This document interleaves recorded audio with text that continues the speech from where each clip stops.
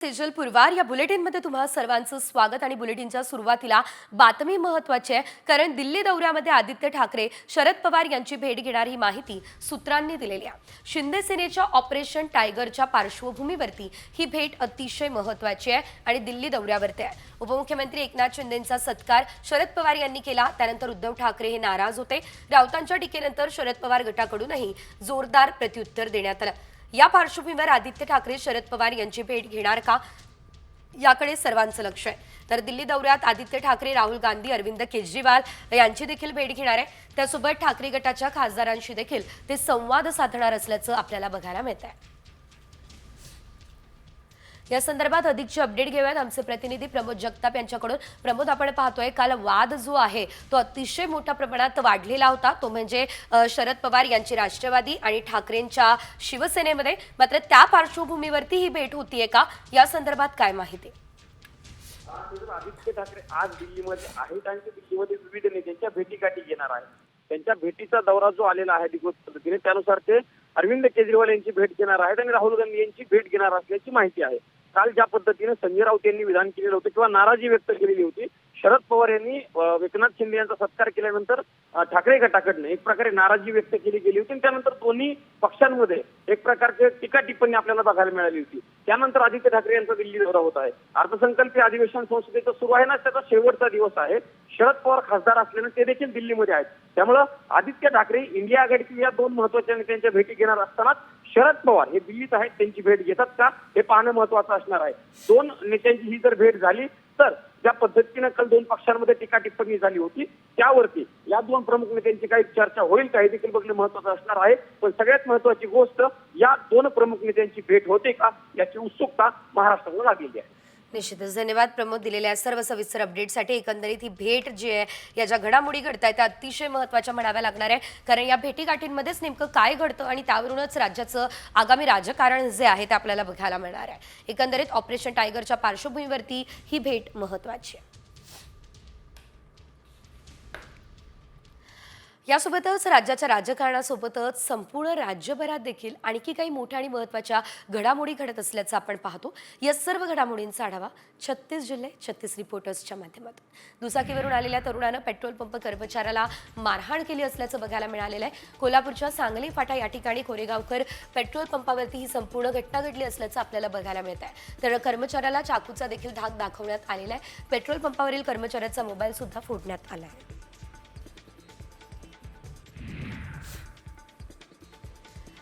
पाण्यासाठी आक्रमक झालेल्या ग्रामस्थांनी चक्क सरपंचांच्या कपड्यावर बेईमान सरपंच लिहिलं। यवतमाळच्या पुसद तालुक्यातील सावरगाव या ठिकाणची ही घटना आहे। गेल्या 3 वर्षांपासून पाणी पुरवठा योजना अपूर्ण राहिल्यानं ग्रामस्थ आक्रमक झाले असल्याचं आपल्याला बघायला मिळत आहे।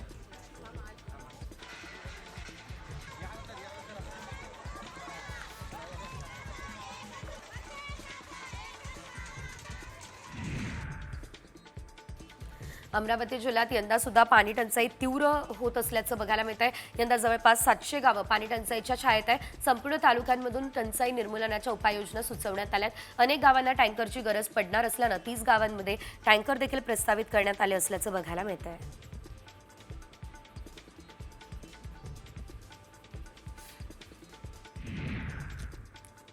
सांगलीचे मुख्यमंत्री युवा कार्य प्रशिक्षणार्थींनी मुंबईला अर्धनग्न चालत जाण्याचा निर्धार केलाय। सांगलीमधील एका मेळाव्यात हा निर्धार झालाय। राज्यातल्या 1.25 लाख मुख्यमंत्री युवा कार्य प्रशिक्षणार्थ्यांचा कार्यकाळ फेब्रुवारीमध्ये संपतोय। त्यांच्यावरती उपासमारीची वेळ येऊ नये म्हणून तातडीने विद्यार्थ्यांना मुदतवाढ देण्याची मागणी सुद्धा यावेळेस करण्यात आलेली आहे।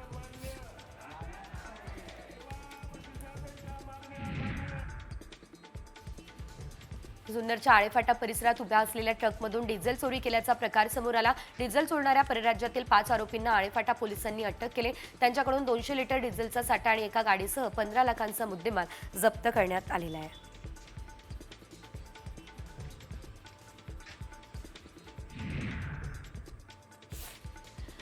संस्थेत नोकरीचा आमिष दाखवून अत्याचार केल्याप्रकरणी सोलापूरमध्ये आपण पाहतोय प्रसिद्ध उद्योजकासह दोघांवर गुन्हा दाखल झाला। या प्रकरणातील पीडित महिलेविरोधात सुद्धा 1 कोटी रुपये खंडणी मागितल्याप्रकरणी गुन्हा दाखल झालेला आहे।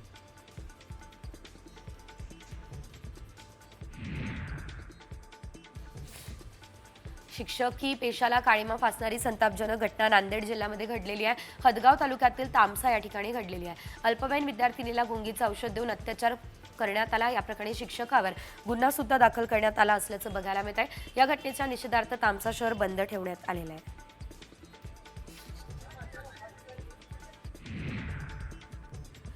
कोल्हापूर जिल्ह्यामध्ये तब्बल 108 जणांवर कारवाई करत 35 लाखांचा गांजा हा पोलिसांनी जप्त केला असल्याचं आपल्याला बघायला मिळत आहे। तर गांजा विक्रेत्यांची धिंड काढायला सुरुवात केली आहे। एवढ्या मोठ्या प्रमाणात गांजा येतो कुठून याचा सध्या पोलीस शोध घेत असल्याचं देखील आपल्याला बघायला मिळत आहे।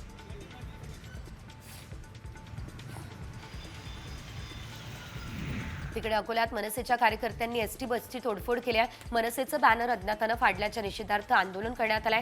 कार्यकर्त्यांनी एसटी बसला लक्ष्य केलंय। या प्रकरणी मनसेच्या कार्यकर्त्यांवर गुन्हा सुद्धा दाखल करण्यात आलेला आहे।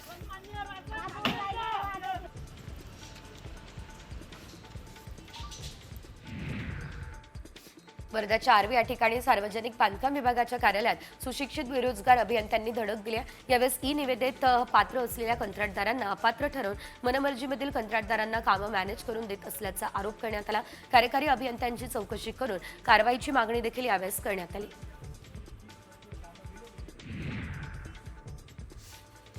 बीड शहरातील मुख्य रस्त्यावरती अतिक्रमण करणाऱ्या विविध व्यावसायिकांवर नगरपालिकेच्या वतीने तोडक कारवाई करण्यात आली आहे। नोटीस बजावून सुद्धा अतिक्रमण काढण्यात आलेलं नाही, त्यामुळे प्रशासनानं 200हून अधिक अतिक्रमणधारकांवर तोडक कारवाई केलेली आहे।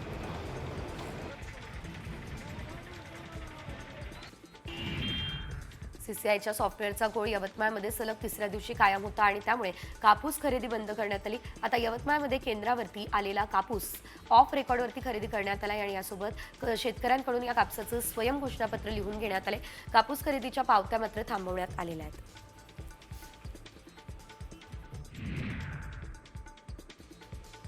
नाशिक जिल्ह्यातल्या खानगाव या जवळच्या उगाव केंद्रावरती बुधवारपासून द्राक्षमणी देखील लिलाव सुरू झालेत। उत्पादित शेतमालाची विक्री जवळच करता यावी यासाठी उगाव या ठिकाणी लिलाव सुरू करण्याचा निर्णय घेतला गेलाय। या नियोजनामुळे शेतकऱ्यांना थेट बाजारपेठेपर्यंत प्रवेश मिळणार आहे।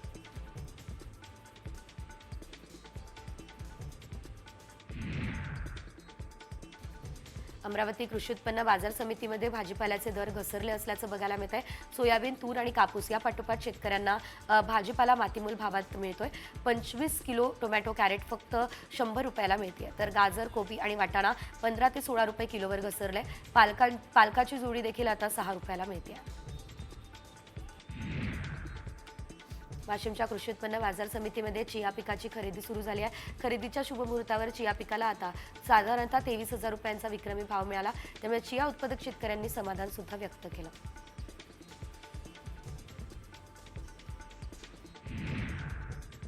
जळगाव केंद्र शासनानं 100 कोटी रुपयांच्या केळी क्लस्टरला मंजुरी दिली आहे। या योजनेत केळीची साठवणूक आणि निर्यात क्षमता वाढवण्यास कोल्ड स्टोरेज आणि वेअर हाऊससाठी सरकारकडून 50% अनुदान मिळणार आहे। त्यामुळे जिल्ह्याच्या केळी उत्पादकांना दिलासा मिळाला आहे।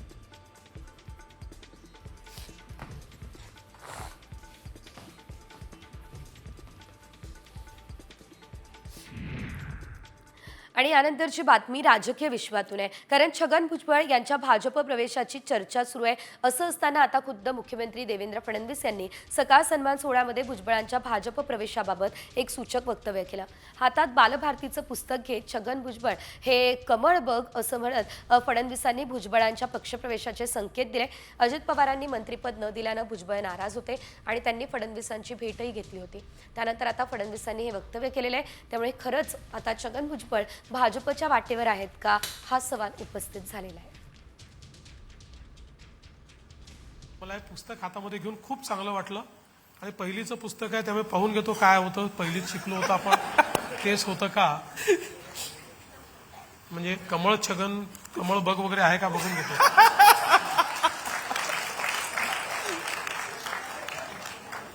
खूप जुनी योजना होती, किती जुनी योजना होती बघा।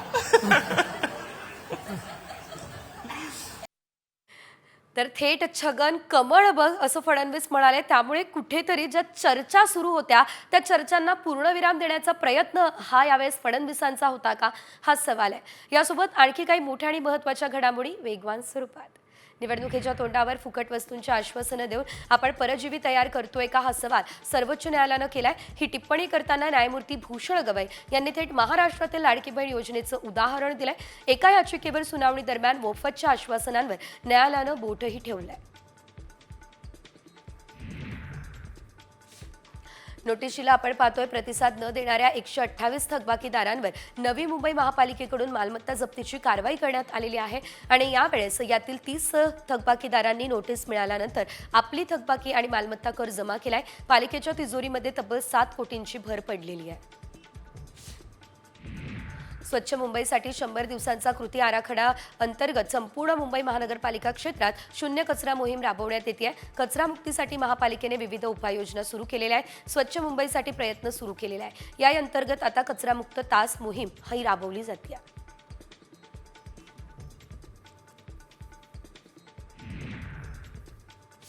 पिंपरी चिंचवड या महानगरपालिकेने 50,000 थकबाकीदारांच्या औद्योगिक अशा निवासी, बिगर निवासी, मिश्र, मोकळ्या या जमिनी 438 मालमत्तांच्या लिलावाची प्रक्रिया केली आहे सुरू. या मालमत्ताधारकांकडे 17,38,94,000 रुपयांची थकबाकी आहे.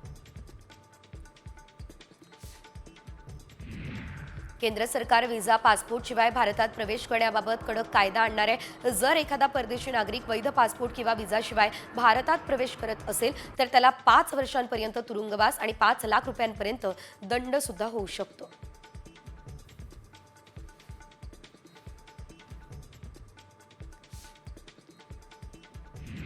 छत्रपती शिवाजी महाराज आणि डॉक्टर बाबासाहेब आंबेडकर यांच्याविषयी वादग्रस्त वक्तव्य करणाऱ्या राहुल सोलापूरकरांना पुणे पोलिसांनी क्लीन चिट दिलेली आहे. सोलापूरकरांच्या दोन्ही व्हिडिओमध्ये गुन्हा दाखल करावा असं आक्षेपार्ह आढळलं नाही. त्यामुळे पुण्याचे पोलीस आयुक्त अमितेश कुमार यांनी या संदर्भात हे विधान केलं आहे.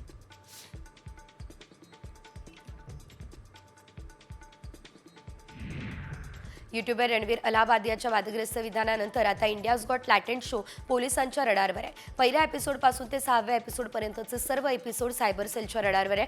इतकंच नाही तर या शोमध्ये उपस्थिती लावलेल्या सर्वच 30 ते 40 सेलिब्रिटींना देखील सायबर सेलने समन्स धाडले आहे.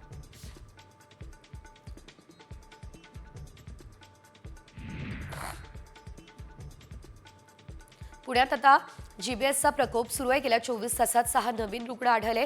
त्यामुळे जीबीएसची रुग्णसंख्या 203 झाली आहे. तर जीबीएसने आतापर्यंत 8 जणांचा मृत्यू झाला. आतापर्यंत 109 रुग्णांना डिस्चार्ज मिळाला आहे.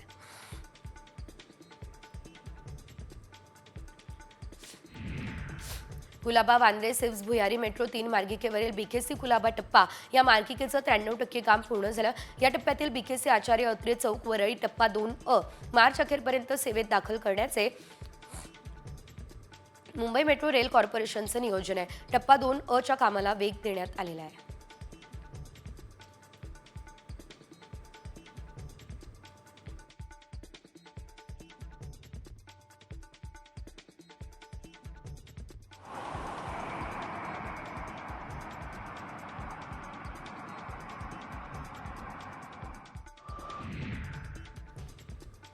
पुणे शहरातल्या दळणवळण गतिमान करण्यासाठी येरवडा ते कात्रज भुयारी मार्ग तयार करावा याबाबतचा प्रस्ताव तातडीने सादर करण्याचे निर्देश मुख्यमंत्री फडणवीसांनी दिले.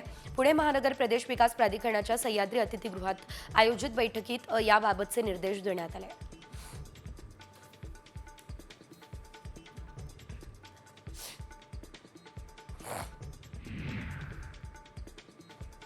अहमदाबादमध्ये खेळल्या गेलेल्या तिसऱ्या एकदिवसीय सामन्यात भारतानं इंग्लंडचा 142 धावांनी पराभव केला. प्रथम फलंदाजी करताना टीम इंडियाने 356 धावांचा मोठा डोंगर उभा केलाय, ज्याच्या प्रत्युत्तरामध्ये संपूर्ण इंग्लंड संघ 214 धावांवर गारद झालाय. शुभमन गिलने 112 धावांची शतकी खेळी केलेली आहे. पीएमएलए कायद्यातील तरतुदींचा गैरवापर एखाद्या व्यक्तीला तुरुंगात ठेवण्यासाठी करता येणार नाही या शब्दात सर्वोच्च न्यायालयानं आज ईडीला फटकारलं. छत्तीसगडमधल्या कथित दारू घोटाळ्यातील आरोपी IAS अधिकाऱ्याला न्यायालयानं जामीन मंजूर करताना ईडीचे कान उपटले आहेत.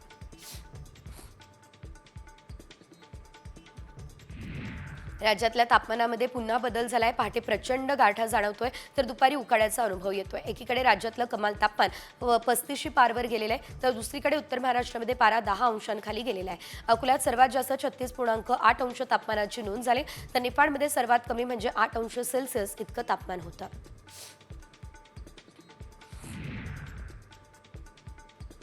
शिर्डीमध्ये आज साई परिक्रमा महोत्सवाचं आयोजन झालेलं आहे. हजारोंच्या संख्येने भाविक परिक्रमा महोत्सवात सहभागी झाले. साई नामाचा जयघोष, पारंपरिक वाद्याच्या तालात परिक्रमेस सुरुवात झाली. शालेय विद्यार्थ्यांनी साकारलेले चित्ररथावरील देखावे, ढोल ताशांचा गजर अशा थाटात आता परिक्रमेला सुरुवात झाली आहे.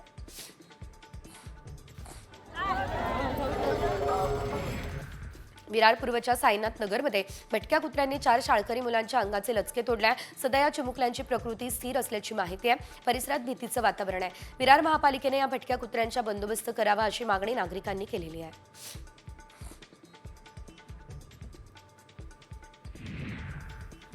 राज्यामध्ये आपण पाहतोय जीबीएस या रुग्णांची नवी आकडेवारी समोर येते आहे. तर गेल्या 24 तासात जीबीएसच्या एका रुग्णाची भर पडल्या. राज्यात जीबीएसचे एकूण 203 रुग्ण आहे. आतापर्यंत 109 रुग्णांना डिस्चार्ज मिळाला आहे. 54 रुग्णांवर आयसीयूमध्ये सध्या उपचार होत आहे. 20 जण व्हेंटिलेटरवर आहे.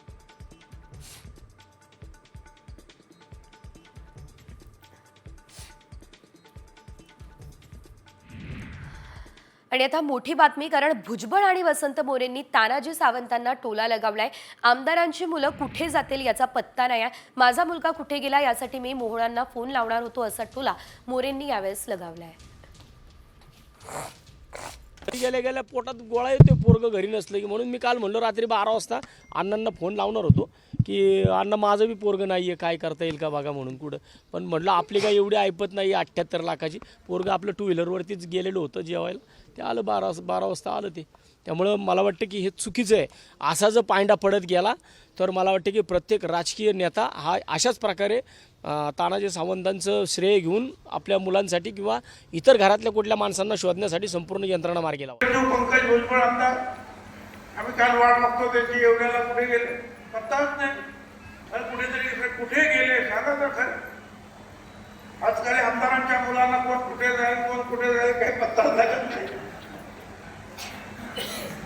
थोडक्यात कुणीतरी मला सांगितलं की नाही ते एक कुठच्या तरी मंदिरात केलेलं.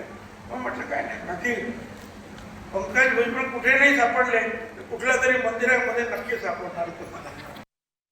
तर वसंत मोरे आणि छगन भुजबळ यांचे हे जे टोले आहेत ते तानाजी सावंत यांच्याकडे बघायला मिळालेले आहेत. यांना त्यांनी लगावलेले आहेत. यानंतर पुढची एक मोठी बातमी आहे, कारण आपल्याकडे जादूचं घड्याळ आहे असं आमदार परत गोगावलेंनी म्हटलेलं आहे. गोगावलेंच्या मनगटावरती 2 घड्याळं आहेत. याबाबत विचारलं असता गोगावलेंनी एक घड्याळ जादूचं असल्याचं देखील यावेळेस म्हटलेलं आहे.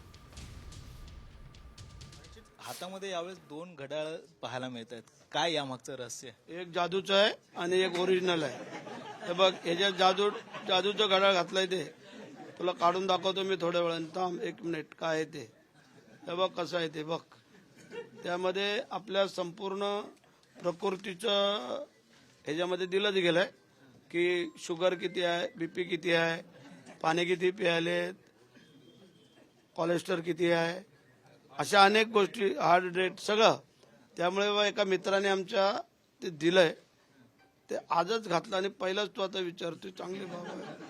तर काय विरोधकांना वाटेल काहीतरी जादूचं घड्याळ घातलंय. तर यावेळेस गोगावलेंच्या हातात हे जादूचं घड्याळ आपल्याला बघायला मिळालं. याशिवाय जर आपण पाहिलं तर सध्या प्रयागराजमध्ये महाकुंभ मेळा सुरू आहे. या संदर्भातल्याही काही बातम्या बघूयात. सध्या प्रयागराजमध्ये महाकुंभ मेळा सुरू आहे. भाविक गंगेमध्ये पवित्र स्नान करतायत. मात्र कोट्यवधी भाविकांनी स्नान केल्यानंतरही गंगा नदी शुद्धच आहे. गंगेच्या पाण्यात स्वतःहून शुद्ध होण्याचे गुणधर्म असतात असा दावा कोणी साधू संतांनी केला नाही, तर निरी या संस्थेने केलेला आहे. निरीच्या संशोधनात ही माहिती आता समोर आली असल्याचं आपल्याला एकंदरीत सध्या तरी बघायला मिळते.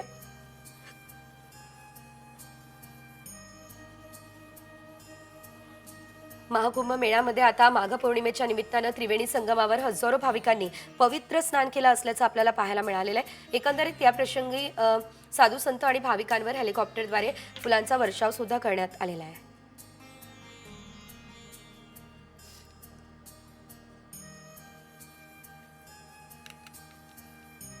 भाजपचे नेते विनोद तावडे यांनी सुद्धा आता प्रयागराजमध्ये महाकुंभ मेळ्यामध्ये हजेरी लावली आहे. तावडेंनी कुटुंबासह त्रिवेणी संगमावर पवित्र स्नानाचा आनंद लुटलेला आहे.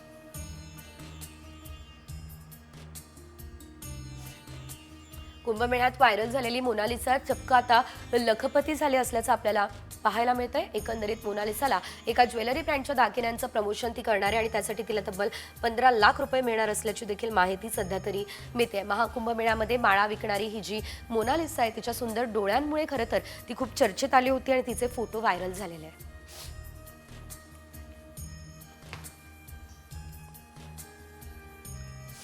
आणि यानंतर महसूल कायद्यासंदर्भातली बातमी आहे, कारण राज्यातील तुकडाबंदी तुकडेजोड कायदा रद्द करण्याची शिफारस उमाकांत दांगट समितीनं सरकारला केली आहे.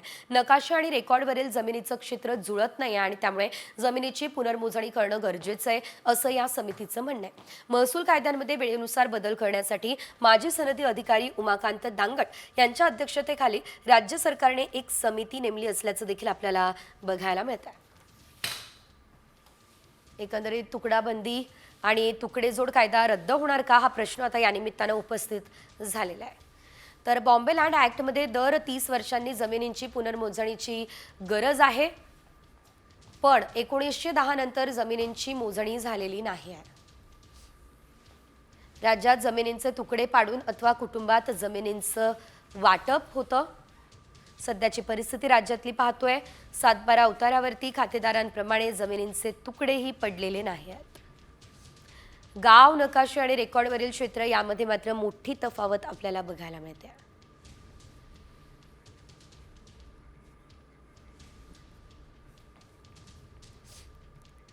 यानंतर राजकीय विश्वातल्या आणखी काही मोठ्या आणि महत्त्वाच्या घडामोडी वेगवान स्वरूपात.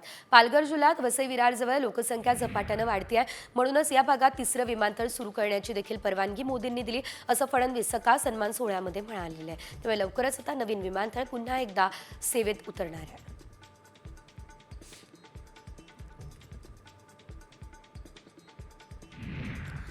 लाडकी या योजनेमुळे आता कोणतीच योजना बंद होणार नाही असं यावेळेस फडणवीसांनी सांगितलेलं आहे. तर शिवभोजन थाळी बंद होणार या केवळ अफवा आहे आणि या सर्व योजना सुरूच राहणार आहे असंही फडणवीसांनी सांगितलं.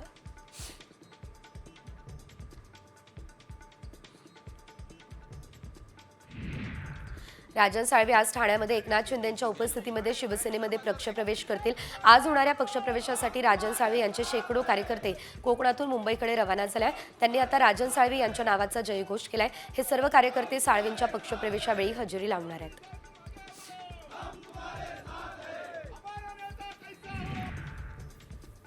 शिवसेना उद्धव बाळासाहेब ठाकरे पक्षाचे नेते राजन साळवे हे पक्ष सोडणार असल्याची चर्चा गेल्या काही दिवसांपासून होती आहे. यावर आता शिक्कामोर्तब झालाय, कारण साळवेंनी पक्षाच्या उपनेतेपदाचा राजीनामा दिलाय. ते शिंदेंच्या सेनेमध्ये आज प्रवेश करतील.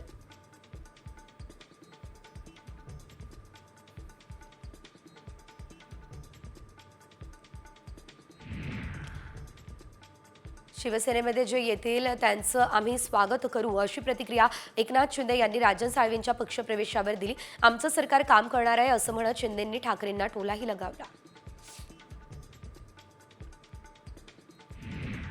कोकणात आता ऑपरेशन टायगरला सुरुवात झाली असल्याचं बघायला मिळत आहे. तर राजन साळवे यांच्यानंतर एकनाथ शिंदे ठाकरेंना आणखी धक्के देणार असं उदय सामंत म्हणाले. 15 फेब्रुवारीला आणखी काही प्रवेश होणार आहे अशी देखील माहिती सामंतांनी दिली आहे.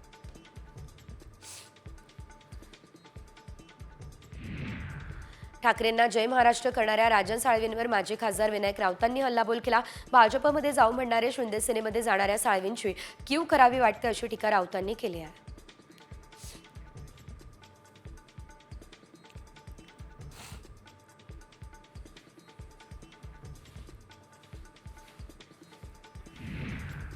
यानंतर एक मोठी बातमी. प्रख्यात शास्त्रीय गायक पंडित प्रभाकर कारेकर यांचं निधन झालेलं आहे. दीर्घ आजाराने पंडित प्रभाकर कारेकर यांचं वयाच्या 80व्या वर्षी निधन झालेलं आहे. आपण पाहतोय दादर इथल्या घरी आज त्यांचं पार्थिव अंत्यदर्शनासाठी ठेवण्यात येत आहे. संध्याकाळी 5 वाजता दादर स्मशानभूमीमध्ये अंत्यविधीसुद्धा पार पडतील. अनेक गाजलेली गाणी त्यांच्या नावावर